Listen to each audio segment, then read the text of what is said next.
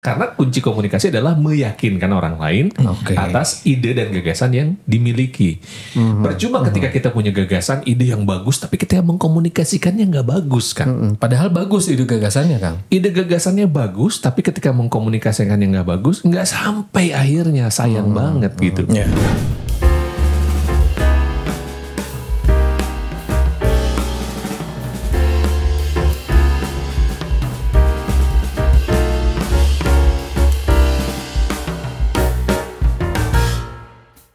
Coba saya tanya Kang Nugi. Assalamualaikum. Kang Nugi.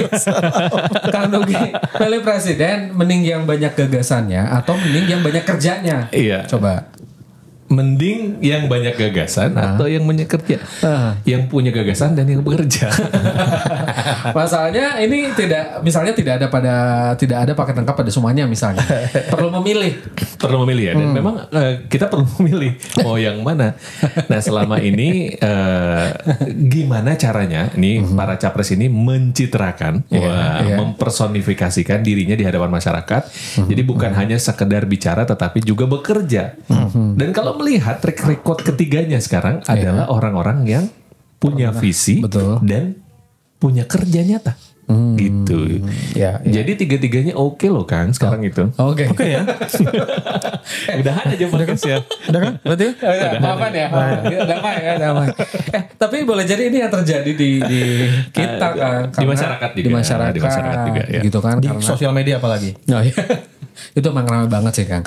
Karena berbeda cara memandang ya, berbeda sudut pandang. Ada yang melihatnya dari sisi leadership, strategik, kerja nyatanya. Akhirnya ya ini yang terjadi. Iya, jangankan gitu. Sekarang suami istri aja bisa pisah ranjang.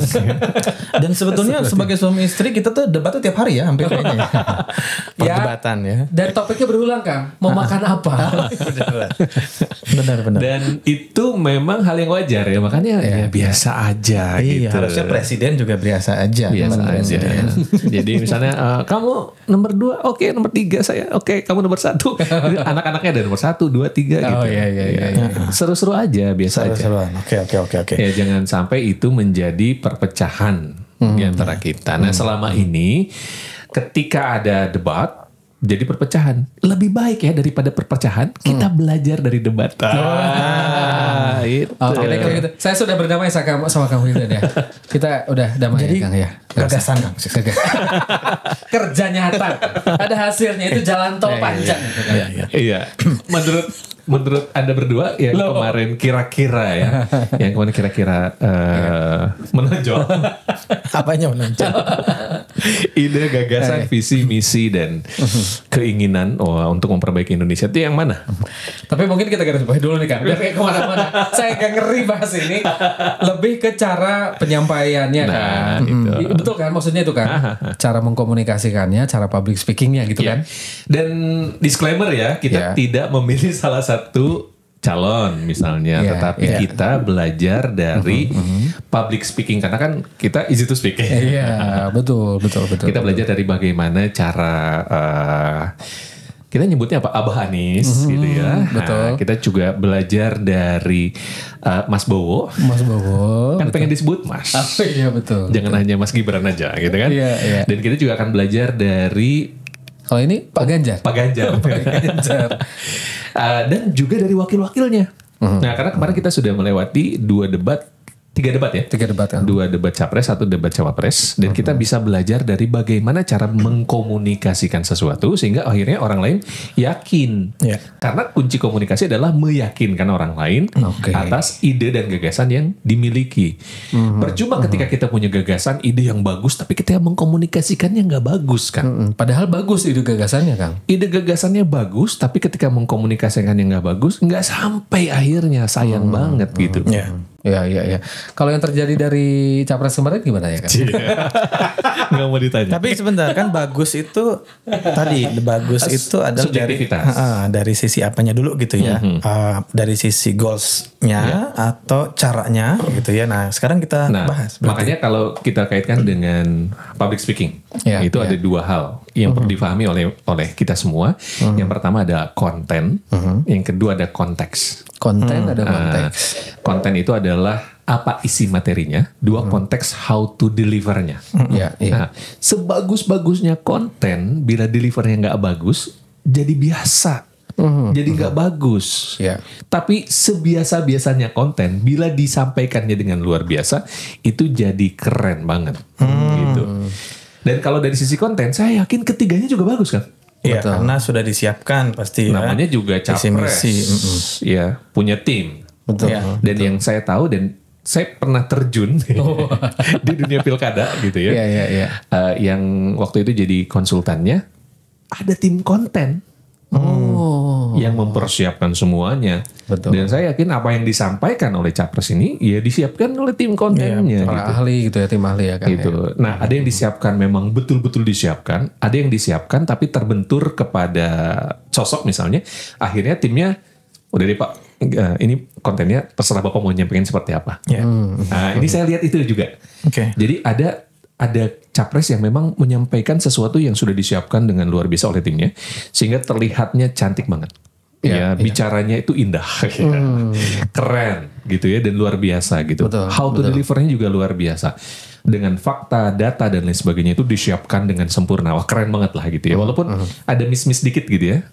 Ya wajar lah gitu. Nah, tetapi waktunya habis. Ya, waktunya habis. Ini kayak debat kita ya. Jam saya kan. Tetapi ada yang memang sifatnya impromptu. Nah, coba yang impromptu yang mana kira-kira? Yang impromptu tuh berarti yang apa adanya aja gitu ya. Pak Prabowo ya. Pak Prabowo ya. Impromptu, kekuatannya impromptu kan. Dan kalau ada orang yang mengatakan, ih dia mah nggak siap. Enggak sih, bukan nggak siap, tapi kekuatannya adalah impromptu. Ketika natural, orang lain akan melihat bahwa dia seseorang yang tidak dibuat-buat dan seseorang yang apa adanya. Dan yang diingatnya itu. Dan yang diingat adalah kerjanya, karyanya. Makanya itu pun nggak salah dalam dunia public speaking. Jadi ada orang yang mengatakan itu lemah. Kata siapa? Ada yang menganggap itu kuat juga loh. Jadi kita juga paham. Semuanya punya kekuatan gitu. Tetapi kekuatannya di mana, kelemahannya di mana itu ada. Debat calon presiden dan wakil presiden sebetulnya menurut Kang Nugi. Lempar bola. Enggak. Ini enggak. Tapi enggak apa-apa sih, asik aja. Tujuannya sebetulnya apa? Goals utamanya? Mungkin ingin memperlihatkan kepada masyarakat, membuka visi dan misi. Terus apa saja yang akan dikerjakan karena itu yang diperlukan. Gitu. Nah, yang saya khawatir adalah banyak orang-orang yang mengatakan gini, udahlah nggak usah debat, udah ketahuan tuh siapa yang menang. Bisa jadi hembusan-hembusan seperti ini dihembuskan oleh orang-orang yang nggak mau orang-orang melihat debat supaya calonnya menang. Jadi udah nggak usah lihat debat, jangan. Padahal itu penting banget untuk mengubah mindset. Misalnya ketika saya tanya misalnya sama istri saya, jadi pilih yang mana? Belum ada pilihan. Swing voters. Swing voters. Saya juga kaget, wah kok swing voters? Dan ternyata berdasarkan penelitian, ini boleh dikoreksi juga, swing voters di Indonesia tuh banyak banget ya ternyata yang belum menentukan pilihannya. Iya. Banyak betul. Karena memang sekarang ada 3 ya jadinya. Jadi pilihannya ada lebih banyak daripada sebelumnya.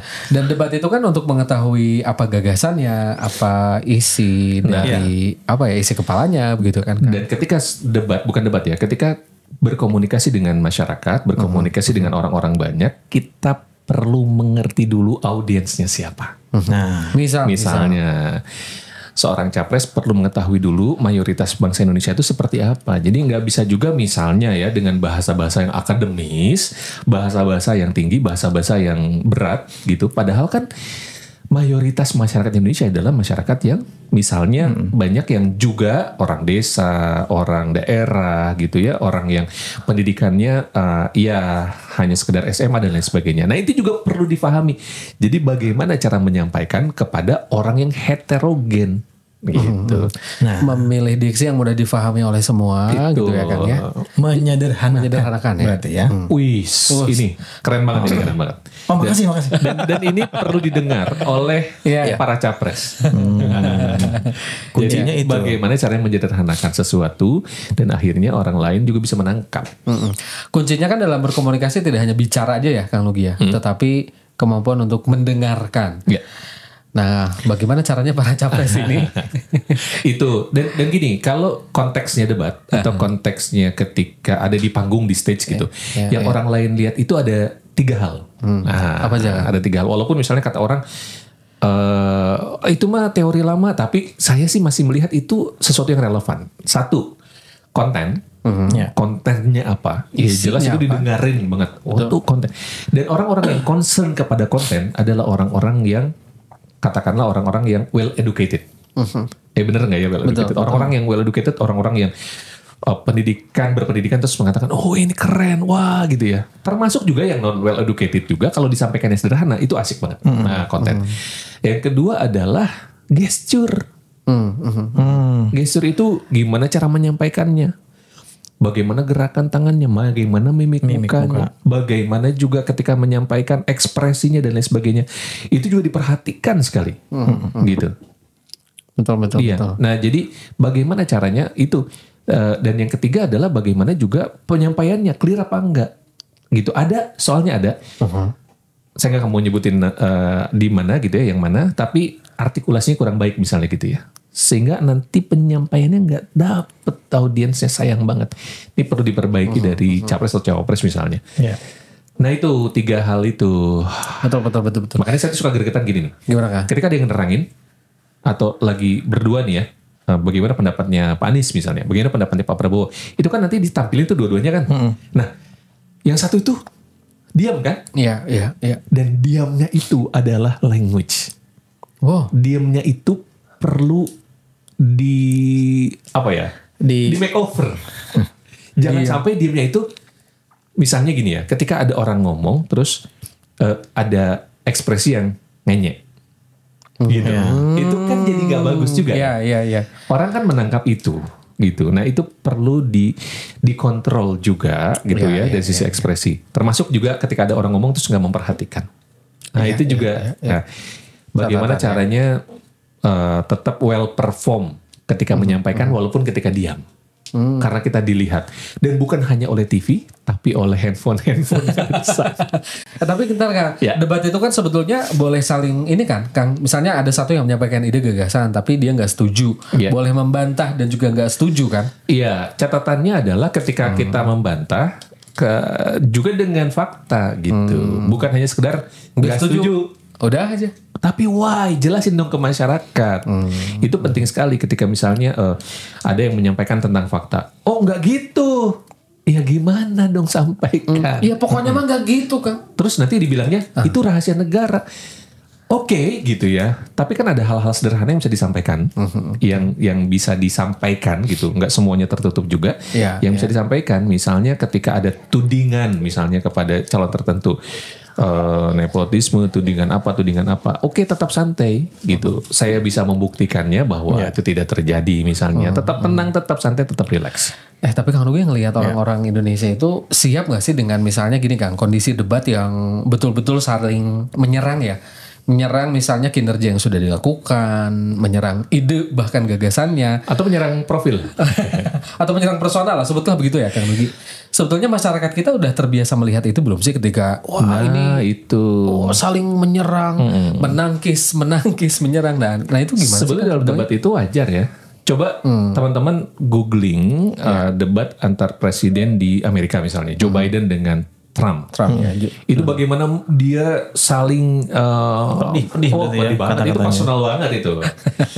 Itu jeger-jegernya itu lebih jeger daripada kemarin. Indonesia tuh nggak ada apa-apanya.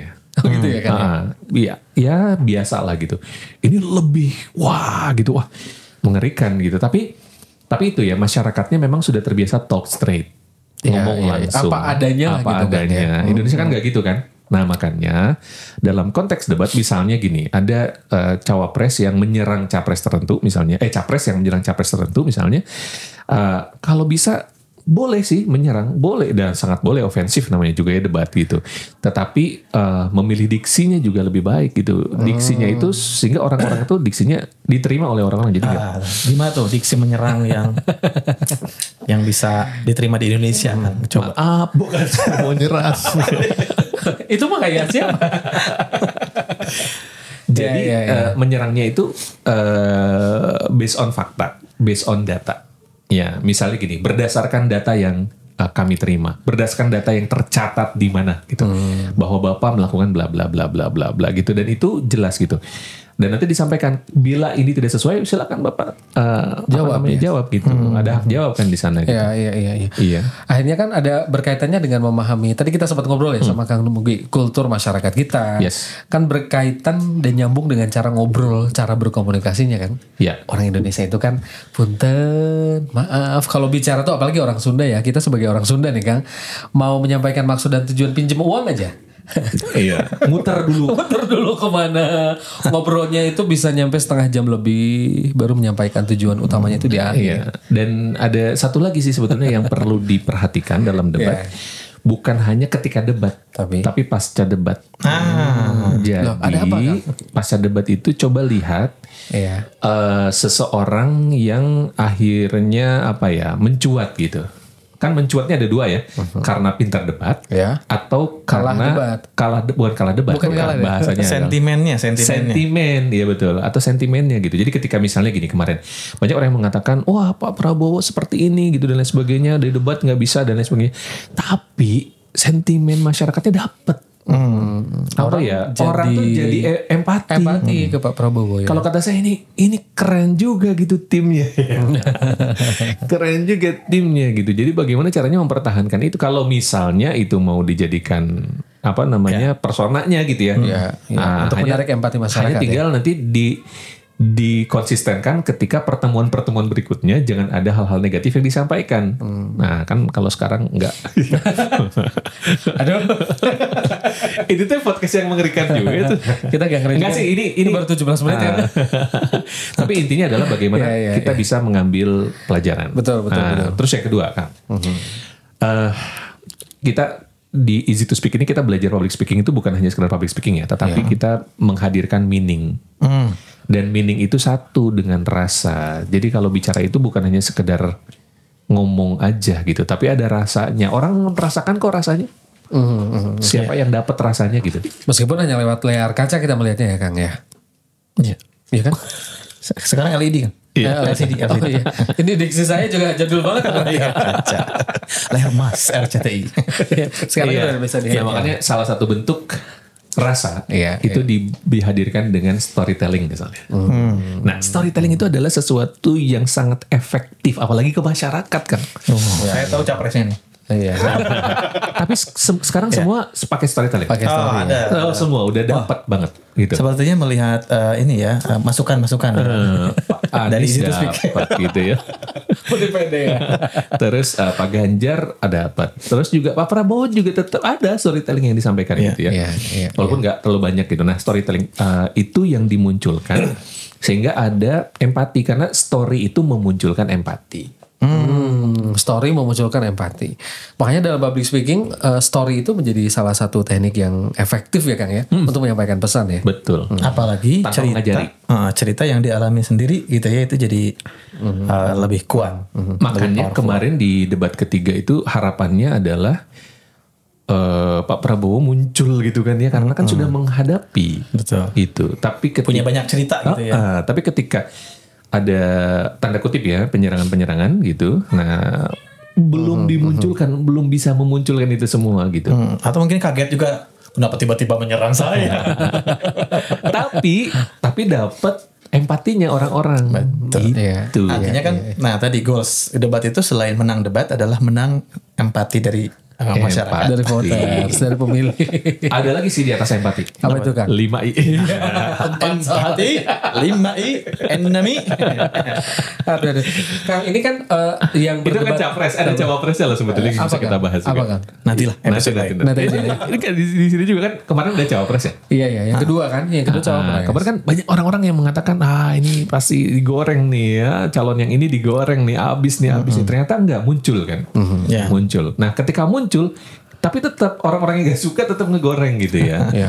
Ini mic-nya ada 5, headphone-nya ada 6. Kayak nggak nerima gitu ya. Seseorang itu luar biasa. Saya melihat di semua capres dan cawapres itu memang sudah siap gitu dalam menyampaikan visi misinya, dan semuanya punya hal yang positif gitu.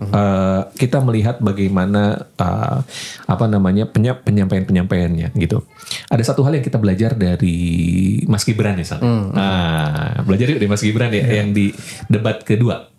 Ya, debat kedua itu kalau kata saya well done-nya Gibran adalah ketika meng-closing atau menutup dari debat. Oh, betul. Itu dapat banget tuh, dapat end of mind-nya dapat. Mengapa? Ketika dia meng-closing itu kan dia closing dengan bahasa milenial gitu ya, bahasa milenial, dan orang-orang Gen Z itu seolah-olah terwakili sama dia gitu. Wah, keren banget. Setelah itu dia datang ke setiap cawapres ya, salimnya itu terus menghormati gitu ya. Itu dapat banget kalau kata saya. Jadi konteksnya itu dapat banget ya. Dan closingnya juga keren gitu. Saya bilang ini wah luar biasa. Dan dua cawapres lainnya closingnya dengan membaca. Sayang ya. Itu nggak dapat gitu. Padahal Gibran juga di tengah-tengah debatnya kan juga melakukan banyak serangan-serangan ya ke senior-seniornya. Iya. Tapi karena penutupannya, closingnya keren, jadi ketutup sama closingnya tadi. Itulah yang kita perlu belajar dari Gibran. Salah satunya adalah kita kalau mau ngedebat seseorang, nggak setuju dengan seseorang, pakai teori burger. Oh, apa tuh? Gimana tuh Kang? Roti. Isi. Roti. Roti itu apa? Roti itu kan halus lembut ya. Tenang dulu. Habisin. Diisinya dihabisin tuh. Ini isi konten tuh wah. Terus di closingnya kasih roti lagi. Oh, jadi keren itu. Itu sebenarnya kalau kita mau mengkritik itu kayak gitu. Satu, ada apresiasinya dulu. Jadi ketika debat terakhir, debat terakhir yang presiden kemarin, yang ketiga ya berarti ya, yang ketiga, nggak tahu ini tayanginnya kapan. Yang ketiga itu ketika ada capres yang langsung menyerang tanpa apresiasi, itu jadi catatan buat saya. Aduh sayang banget. Langsung dikasih daging. Kalau bisa apresiasi dulu, sekecil apapun loh. Ketika capres ini mengatakan 11% itu kan positif. Coba apa 11% itu, kasih apresiasi dulu 11% itu apa. Gitu. Baru dagingnya lebih jadi 90% nggak ada masalah gitu. Jadi itu yang dikasih bumbunya. Jadi nomor berapa? Iya nomor Oke, nomor berapa Kang Purwa? Kan kita tuh menjunjung pemilu yang luber, jujur, adil, luber. Luber itu singkatan apa? Luber itu lupa. Luber. Langsung umum, bebas. Ya, rahasia. Luber. Iya betul. Jadi pilihan kita adalah nomor